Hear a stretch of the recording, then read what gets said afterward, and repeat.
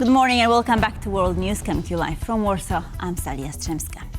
And we start in Moldova, as the country is preparing for a crucial parliamentary election this Sunday. Just 2 days before the vote, Moldova's Central Electoral Commission has disqualified the Heart of Moldova Party from taking part. The party is linked to the pro-Russian Patriotic Electoral Bloc.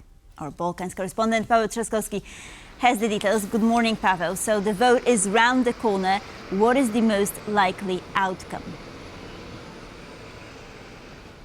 The most likely outcome, Sally, is a very tight, highly contested battle. You mentioned the Patriotic Bloc is one of the main contenders in this electoral race. It is a coalition of four, now three after the cancellation, after the ban, socialist and communist parties whose allegiance is close to the east, to Russia. The main opponent of the Patriotic Bloc is the currently ruling Party of Action and Solidarity, founded by Maja Sandu, the party that has been governing the country for the past 4 years and has kept the country on a steady pro-European path. And tomorrow's vote will reveal a parliament that will be governing for the next 4 years that will be crucial for Moldova's future geopolitical path. Please listen. Well, you have these elections, and the elections are crucial maybe in two ways. First of all, they're crucial for Moldova, because if Maja Sandu's party can achieve a victory, which it may not do, of course, then that will help take Moldova further along the road to European integration, and that should also enhance the country's stability. So that's crucial. It is also crucial for the broader region, because, say, if Moldova gets a hung parliament and you have political instability within Moldova, this could allow Russia to have a greater influence in Moldova. And of course, you bear in mind that Moldova sits next door to Ukraine, it sits next door to the EU in Romania, and that will provide basically a springboard for Russian influence, and also quite possibly military activity into Ukraine at the worst case scenario. So you have, these elections are crucial for Moldova, but also for that area of Southeast Europe. But we have to remember that on Sunday the votes will be cast amid rife, massive Russian influence. Disinformation, propaganda, corruption and outright vote buying are all in Russia's arsenal. Sally, back to you. The stakes are certainly high. Paweł Trzaskowski reporting from Chisinau. Much appreciated. A Russian drone attack struck Zaporizhzhia in the early hours of Saturday, leaving 9,000 residents without electricity and raising fears about the nearby Russian-occupied Zaporizhzhia nuclear power plant. 2 drones hit the city, destroying a store and damaging power lines, according to local authorities.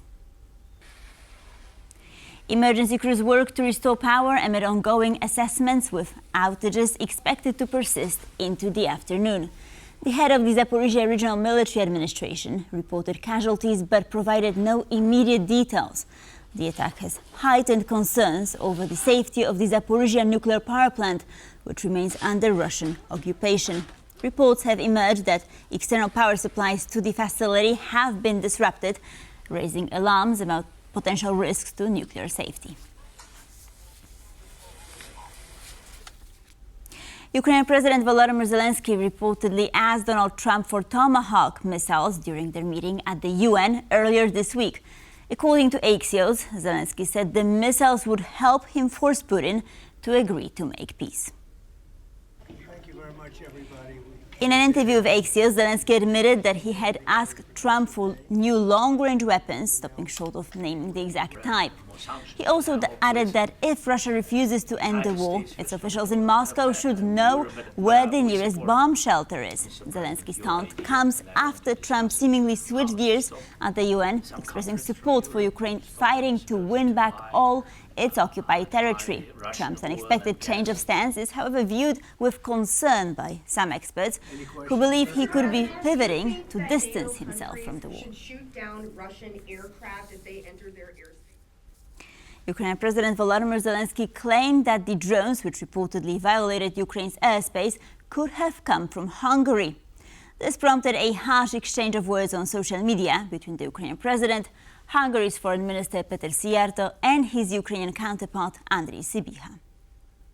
Following a briefing with the commander-in-chief of the Ukrainian army, Alexander Syrsky, President Volodymyr Zelensky shared that reconnaissance drones were spotted near Ukraine's border with Hungary, claiming they belonged to Budapest. The commander-in-chief also reported on recent drone incidents along the Ukrainian-Hungarian border. Ukrainian forces recorded violations of our airspace by reconnaissance drones, which are likely Hungarian.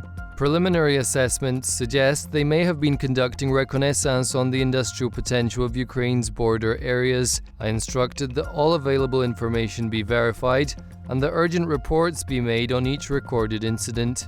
Hungary's Minister of Foreign Affairs, Patriotic, was quick to respond to the allegation on social media.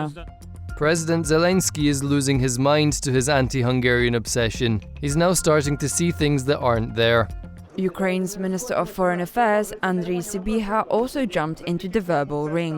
We are starting to see a lot of things, Petr, including your government's hypocrisy and moral degradation. Open and covert work against Ukraine and the rest of Europe, serving as a Kremlin lackey. No amount of your attacks on our president will change what we and everyone see.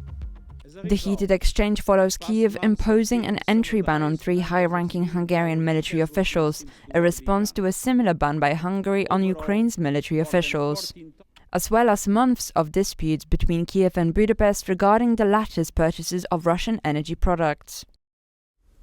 Defense ministers from across Europe have agreed to stand up a so-called drone wall along the continent's borders with Russia and Ukraine. It comes amid a growing list of aerial incursions impacting the likes of Poland, Romania and Denmark, with Russia largely accused of being behind them. Natalia Komarov reports.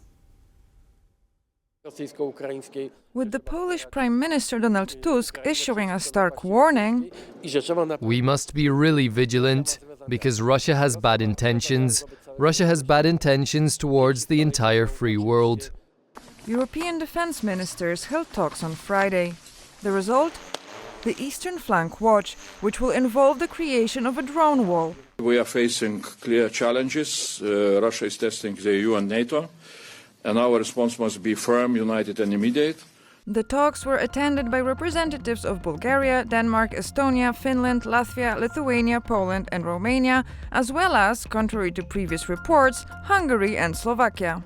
I think after the events in Copenhagen, at 4 airports in Denmark, we can see today that not only the eastern flank is threatened, the drones can be launched from a nearby ship just as well. On Thursday night, unmanned aerial vehicles forced a temporary closure of Danish airports for the 3rd time this week. These are attacks that should shake us, as people and as a society. While the Danish authorities have yet to identify the culprit behind the recent drone incursions, they do point to a state actor. We do not have information that allows us to name an actor, but we can say that this looks like the model of hybrid warfare that we have seen elsewhere in Europe. Similar airspace breaches have been reported this week by Norway and Sweden. Earlier this month, Poland and Romania also spotted foreign drones in their skies, and these 2 states possess proof that the incursions were executed by Moscow. And I think the message here is clear. These are countries that are main supporters, main military aid providers for Ukraine.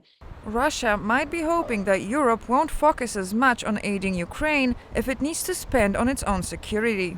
And that's the thinking in Kremlin. If we can, do some hybrid warfare things in NATO countries in Europe, then they will stop support or lessen their support to Ukraine, and they keep their equipment, they keep their air defenses potentially to themselves. But Moscow might be achieving the opposite effect. The more EU member states feel the threat, the more unified they become in countering Russia in any possible way. The EU has woken up. The EU is investing in defense. And, according to Prime Minister Tusk, it's high time, as the United States seems less and less interested in European security, recently announcing its plans to withdraw US troops from the Baltic states. President Trump said that Ukraine, with the support of the EU, can recover all of its territory. This unexpected optimism foreshadows reduced US involvement and a shift in responsibility for ending the war to Europe. The truth is better than illusions. For TVP World, Natalia Komarov. Chiefs of defense of NATO member states have gathered in Riga, Latvia, for a NATO military committee conference. The alliance's top military commanders are set to discuss implementing the decisions made at the last summit.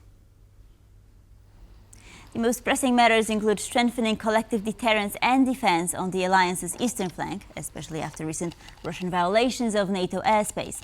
Latvian President Edgars Rinkēvičs said that this is the first event of such scale in the country and the first high-profile meeting of NATO military commanders since the summit in The Hague this past June.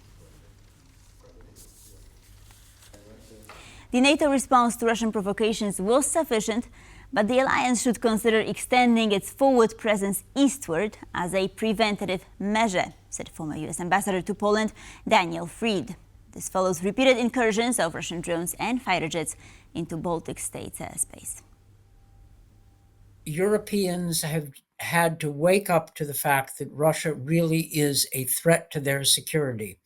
But I think that this process of realizing that Russia is not merely misunderstood, it is hostile, is, if not complete, I think it is past a turning point. I think the Germans now have abandoned their previous hopes for endless accommodation of Russia. I think that NATO's response to the drone incursion against Poland was actually adequate. That is, it wasn't simply Polish fighters in the air, it was also Italian AWACS, German Patriots, and Dutch fighters. So I think that the NATO response has been all right. I think that NATO needs to step up its air patrols, and I also think it should consider quite seriously defending forward inside Ukraine, that is, in Ukrainian airspace. If Russia is going to use drones to cross Ukraine and move into Poland, there is no reason that NATO needs to wait for the incursion to take place. It can defend forward from inside Ukraine. Denmark will hold back from blaming Moscow for the drones spotted over airports across the country until it is completely certain, as the situation is more complex than in other recent cases, retired Colonel Vaidotas Malinionis told TVP World. Russia denies everything. They say it's not their drones, and for example, in case of Estonia, they said that it wasn't any kind of violation, that warplanes were flying over, permitted area. They didn't enter Estonian airspace.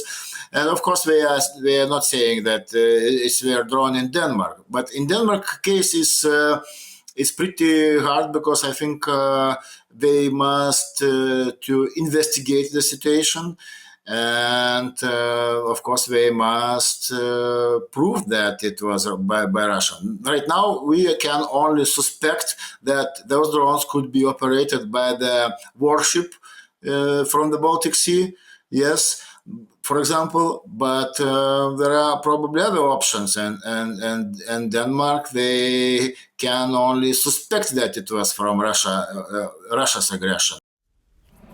And that's it for our news update, but don't go away, World Talks coming up next.